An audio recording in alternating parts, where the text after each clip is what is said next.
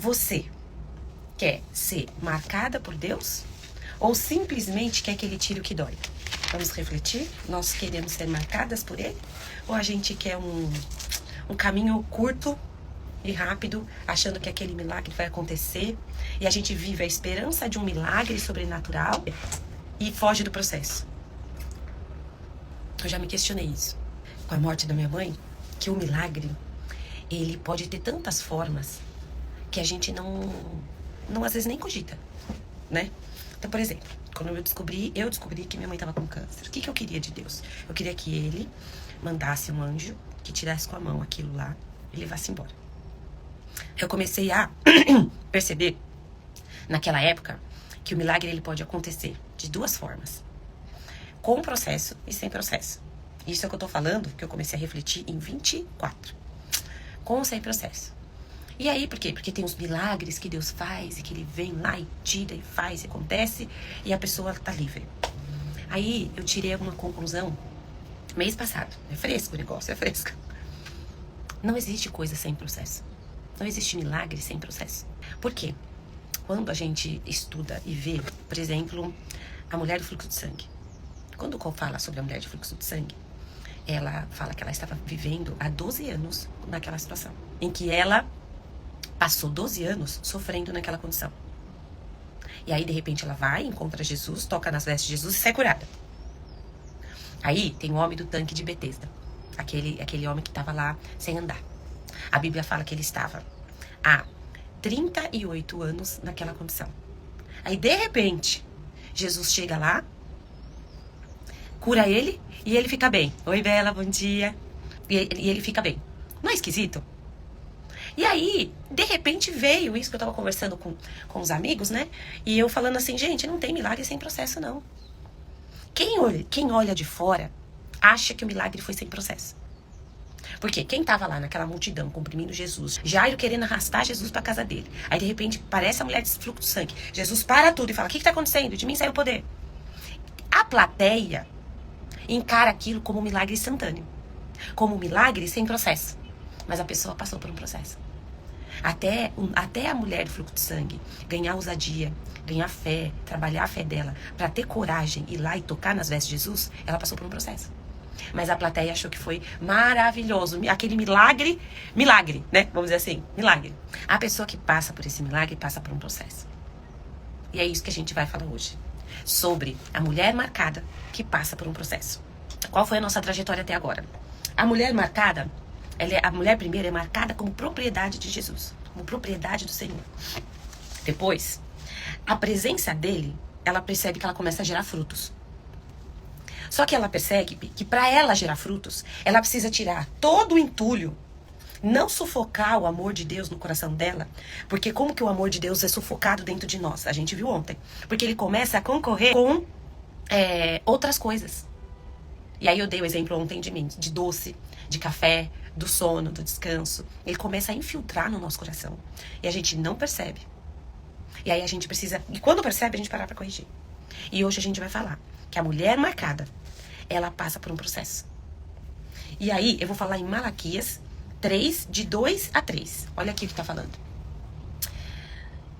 Ele será. Peraí, aqui ó. Mas quem vai suportar a vinda dele? Quem vai sobreviver a essa aparição? Ele será como um fogo incandescente na fornalha do fundidor. Será como o detergente mais forte da lavanderia. O que a gente tá falando aqui? De limpeza. Qual que é o processo? Às vezes eu não entendi, não sabia como funcionava o processo de fundição da prata, do ouro, né? Como é que é? O ourives coloca a prata sólida num tipo um potinho e coloca um fogo embaixo, aqui. E aí, a prata vai aumentando a temperatura, vai aumentando até que a prata derrete. Até que chega o ponto de fundição da prata e ela derrete. E naquele momento, o ourives consegue ver o que é prata e o que é impureza dentro da prata. Aí ele retira essa impureza e mantém só a prata. O ourives transforma um metal em algo precioso. Por quê? Porque os metais preciosos que a gente tem é o ouro, a prata, né? O bronze vai caindo aqui assim, né? Na escala de preciosidade, né? E aí ele volta a ser um metal precioso. Antes ele era um metal maculado. Aqui o outro exemplo é como um detergente mais forte da lavanderia. Em outra versão tá aqui, ó. E é como o sabão dos lavadeiros. Ele, Jesus, Deus, ele nos purifica. E isso acontece por meio de um processo. O fogo não tá ali para destruir a gente. O fogo tá ali pra gente ser colocado naquela bandejinha, com o fogo aqui embaixo. E o que a gente pode chamar de fogo? Circunstâncias. Elas vão aparecer, vão derreter, vai ser um processo desconfortável, mas a gente vai sair purificado dali. A gente vai entrar como um metal maculado e vai sair como um metal precioso. Mas isso precisa entrar na nossa cabeça e mudar a nossa perspectiva do que é bom e do que é ruim. Do que é desconfortável, que gera um resultado bom, e do que é confortável e gera um resultado ruim. E mantém a gente como está. Se a palavra de Deus fala que a vereda do justo é como a luz da aurora, no qual a gente vai caminhando, vai sendo fortalecido até ser dia perfeito, o crente não é coerente com a vida do crente se manter na zona de conforto e se manter como um metal maculado. Não é coerente. É desconfortável, mas não é coerente. Quando a gente é confrontado com a nossa vontade de controlar, quando a gente é confrontado com o nosso orgulho, quando a gente é confrontado com a nossa vaidade, não é gostoso. Mas como que eu vou saber o que Deus vai querer tratar em mim? Né? Porque é fácil, então tá. A gente já descobriu aqui como é que Deus trata a gente. Aliás, e pra que serve esse tratamento? Mas como que eu vou saber o que Ele quer tratar em mim? Se expondo às Escrituras. E eu vou te dar um exemplo de Isaías 6. Isaías foi um profeta do Velho Testamento que Deus chamou ele para falar para o povo de Israel. Aí lá no versículo 6, ele tem um encontro com Deus. No ano que o rei Uzias morreu, eu vi o Senhor sentado no trono, elevado e exaltado. A aba do seu manto encheu o templo. Os serafins pairavam acima dele, cada um com 6 asas. 2 asas cobriam o rosto, 2 asas os pés, 2 voavam. E declaravam: Santo, Santo, Santo é o Senhor dos Exércitos. Sua glória deslumbrante enche a terra. E aí, continua o texto. E chega um tempo que fala o seguinte. Eu olhei diretamente para Deus e falei: ó Rei, ó Senhor dos anjos. E aí ele fala: cada palavra que eu falei na vida era podridão.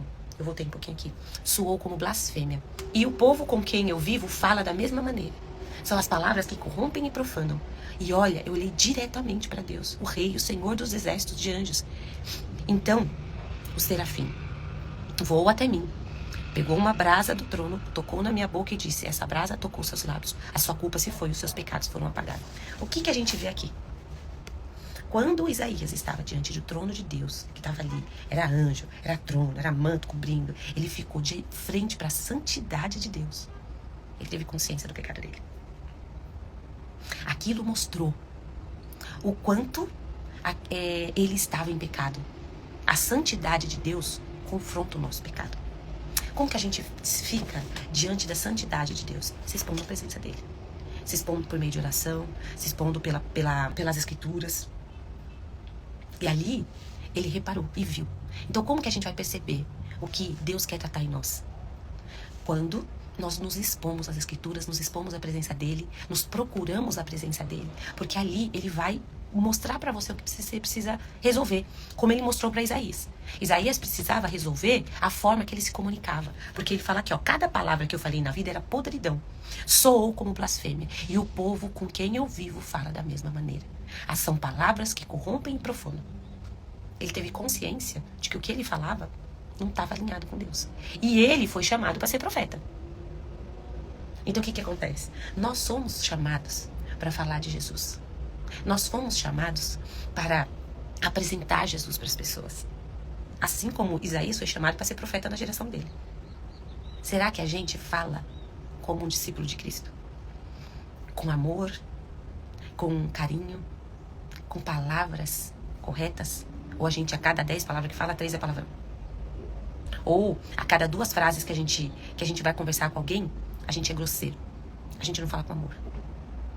Porque aqui a gente viu, né? Lá na mulher de Provérbios 31, que ela corrige e ensina em amor. E é isso que Isaías percebeu quando ele foi exposto à palavra, à presença de Deus. Então, o que que acontece? Muitas vezes, na teoria, a gente tá falando, ai, como eu quero parecer com Jesus, né? Ai, Senhor, forma o caráter de Cristo em mim. Aí, quando ele começa, você começa a fugir do processo. E aí, você não tem caráter nenhum de Cristo. A gente precisa ter essa firmeza de decisão, firmeza de propósito dentro de si. Porque o que que acontece? No final, o que Deus quer fazer não é apagar a Cláudia, não é apagar a Valéria, não é apagar a Gil, não é apagar a Bela. Não é isso que ele quer. Ele não vai transformar você e mudar a sua personalidade. Aqui a questão é caráter. Então eu, Cláudia, eu sou uma pessoa serelepezinha. Eu falo para Dedéu, eu sou animada, eu gosto de aglomerar pessoas, gosto de fazer programações, gosto de viajar e tal. Não é isso que ele quer mudar em mim. Não é a minha personalidade. Ou uma pessoa que é mais tímida, ela é mais quietinha, ela é mais na dela, ela é calminha. Perto de mim é aquela pessoa calma. E aí o que que acontece? A gente pensa que Deus vai querer apagar isso em mim. E não é isso. Ele quer mudar em nós o caráter. Então o quê? Ele quer mudar em nós a confiança. Ele quer mudar em nós a forma que a gente lida com as circunstâncias. A forma que a gente lida com as pessoas, sem apagar a nossa personalidade. É isso que ele quer trabalhar em nós, o nosso caráter. Ele quer trabalhar o nosso orgulho. Quer trabalhar a mentira. Aquela coisa do fala que eu não tô. Fala que... Bom dia. Fala que eu não vou. Ou você quer convidado para um programa, você inventa uma desculpa pra não ir, que é mentirosa. É isso que ele quer tratar em você. Ele não quer apagar você. E aí, a gente vê o seguinte. Aqui no próprio processo do Isaías, ele continua. Ó. Esta brasa tocou meus lábios. A culpa se foi e os seus pecados foram apagados. Então ouvi a voz do Senhor. A quem enviarei? Quem irá por nós? E foi aí que eu respondi. Eu irei. Envia-me a mim. Então, ou seja, o anjo foi lá. Tocou os lábios de Isaías com a brasa. E aí Deus falou. Quem eu vou enviar? Quem pode ir? E Isaías falou. Envia-me. Eu vou. Você vê que aqui... Em poucas linhas, a gente pode passar desapercebido um processo. Um processo pelo qual Isaías foi submetido, até para ele se sentir pronto para ir e falar em nome de Deus. Ele foi, reconheceu o pecado, falou, meus lábios são impuros, eu só falo blasfêmia. Aí ele passou por um processo. O anjo pegou uma brasa e tocou o lábio dele. Pensa o seguinte, gente, uma brasa é algo quente, que foi tocado no lábio dele. Algo que é tocado, que tá ali pegando fogo, quando toca em você, o que causa em você? Sensação, no mínimo uma sensação de desconforto e dor. Mas ele passou por esse processo.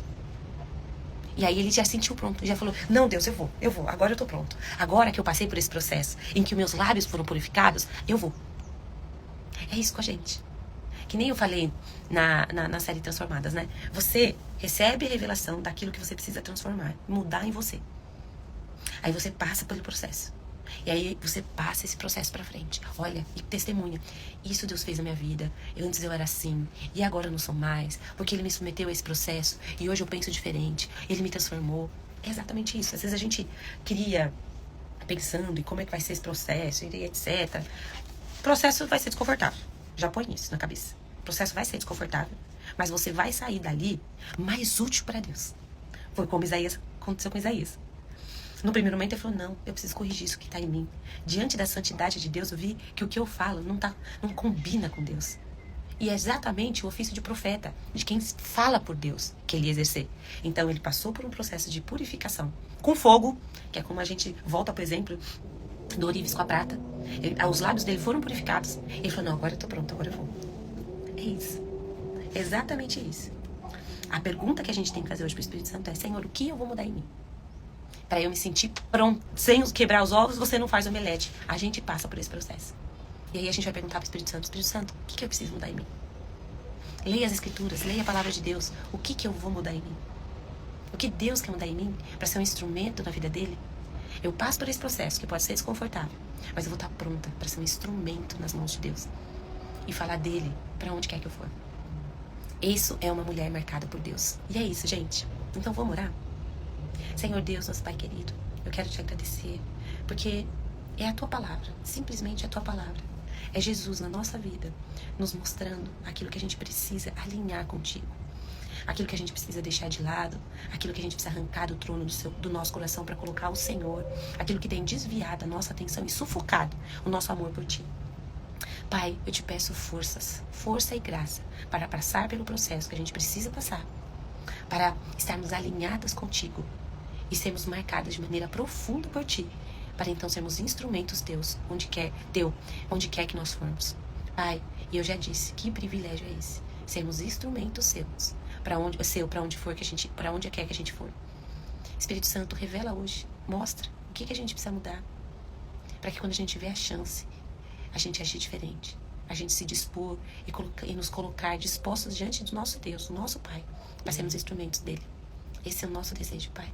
Em nome de Jesus que nós pedimos. Amém. Tchau, gente. Bom dia.